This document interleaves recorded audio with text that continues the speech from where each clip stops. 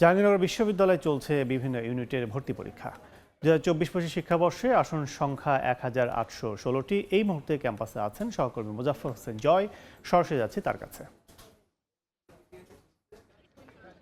জাহাঙ্গীরনগর বিশ্ববিদ্যালয়ের স্নাতক ২০২৪-২৫ শিক্ষাবর্ষের যে পরীক্ষা সেটি কিন্তু ভর্তি পরীক্ষা সেটি কিন্তু ইতিমধ্যে শুরু হয়ে গেছে। একটি পরীক্ষা ইতিমধ্যে শেষ হয়ে গিয়েছে। আপনি জানেন যে মূলত ৪টি পর্বে ভাগ করা হয়েছে জাহাঙ্গীরনগর বিশ্ববিদ্যালয়ের যে ভর্তি পরীক্ষা সেই ভর্তি পরীক্ষার স আ আ যে ডি গ্রুপের যে পরীক্ষা চলছে সেই পরীক্ষা কিন্তু ৪টি গ্রুপে ভাগ করা হয়েছে। প্রথম যে পর্ব সেই পর্ব ইতিমধ্যে শেষ হয়েছে। সেখানে আমরা দেখতে পেয়েছি যে শিক্ষার্থীরা পরীক্ষায় অংশগ্রহণ করে খুশি মনেই হল থেকে বেরিয়েছেন।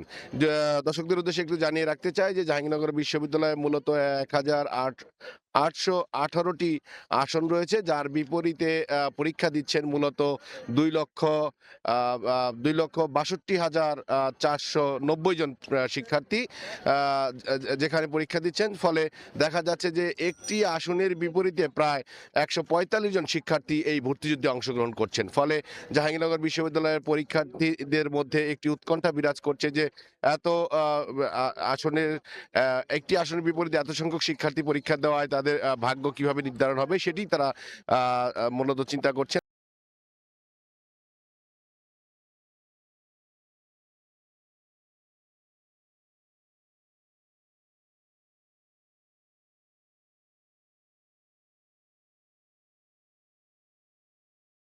এতক্ষণ সরাসরি ছিলাম জাহাঙ্গীরনগর বিশ্ববিদ্যালয়ে।